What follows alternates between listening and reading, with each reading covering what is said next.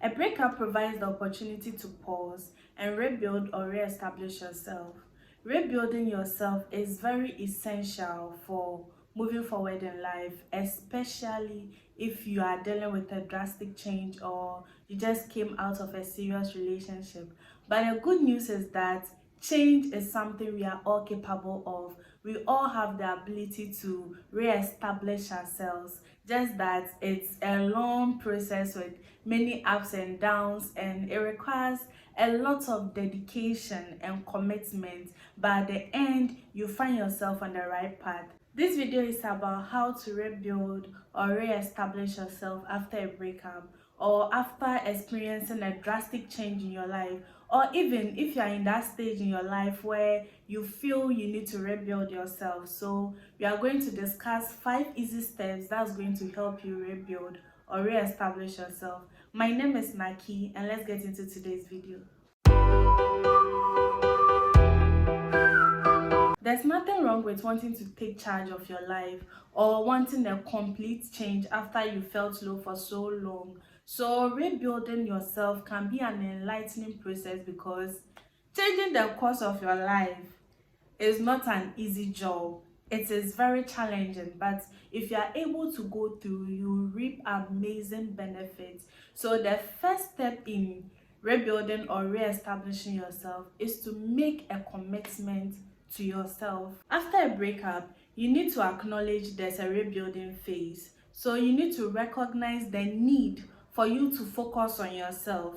You need to spend as much time as possible focusing on yourself and improving on yourself, so you wouldn't worry about complaining, whining, or wallowing in self-pity. When re-establishing yourself after a breakup, you need to be committed to the things that's going to improve the state and quality of your life and give you joy and peace of mind.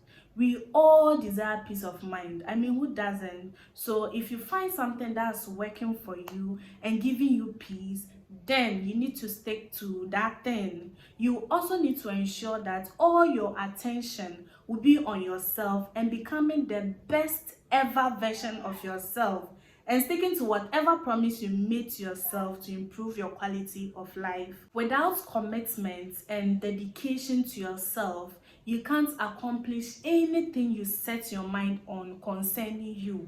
So if you genuinely want to change the course of your life and re-establish yourself, then you need to be committed to the plans you are making to rebuild yourself. So now you get why commitment to yourself is the first step in rebuilding yourself. The second step in rebuilding yourself is to envision the life you want. If you've committed to changing your life, then the next step is to imagine or visualize that life you want. What exactly do you want to change? What exactly do you want your next phase to look like? Or what exactly are you expecting from the future?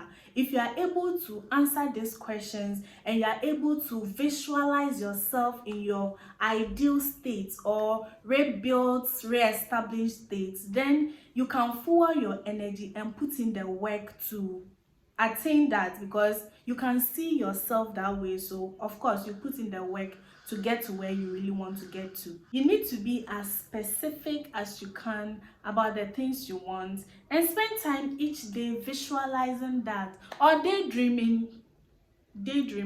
Well, it's the life you want, so it wouldn't be bad to daydream about it, right?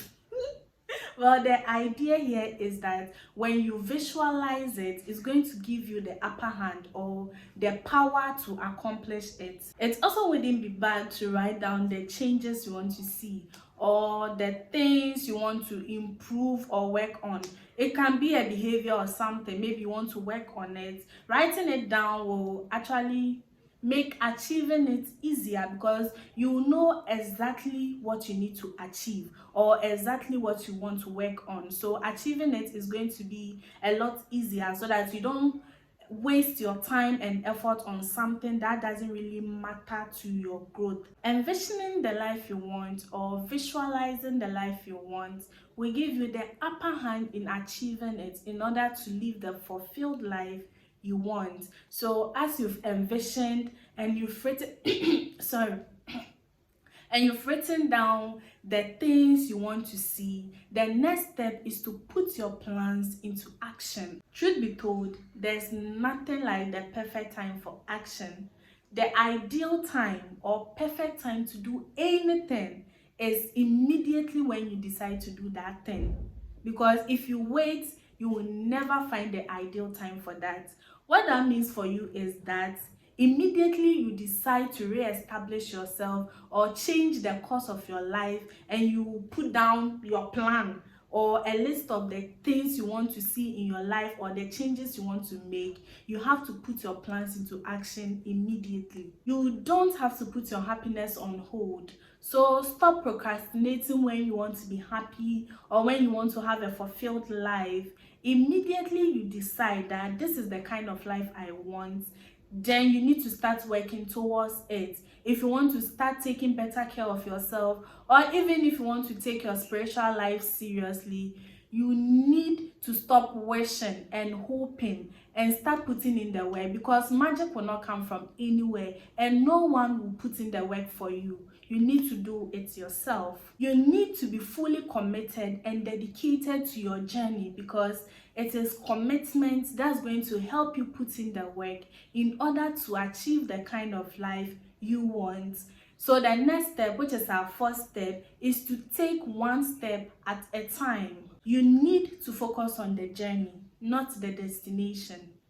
Everything takes time. So if you don't enjoy the process and you only focus on the end goal, then you are going to be depressed, especially if things don't happen as quickly as you want them to happen. You need to take one step at a time and keep in mind that the journey of 1,000 miles begins with a single step. So you shouldn't rush anything. It's normal for you to want to move from A to C immediately after a breakup or going through something tragic. But then believe me, you'll be more fulfilled and satisfied with yourself if you are able to pass through B before getting to C, because at that stage you get a genuine result that you are going to be proud of. So nobody is after you, nobody is chasing you, you are doing it for yourself. So be patient with yourself, and then at the end you achieve the results you want to achieve. So don't rush anything and take one step at a time. The next step in rebuilding or re-establishing yourself is to read self-help books.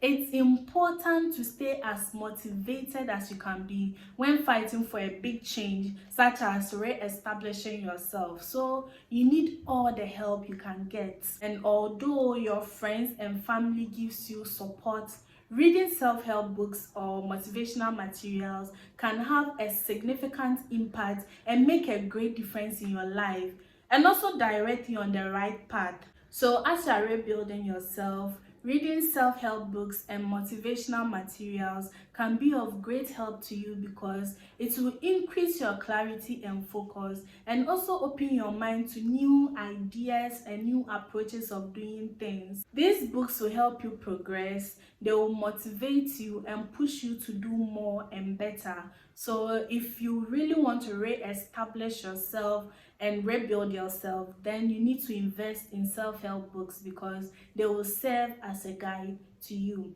This is the fourth part of our series, and I have a whole playlist on our breakup series, so do check out the other videos if you haven't, and I'll also put the links to the first, second and third videos in the description box. So check it out, leave a comment, and I'll see you in my next video.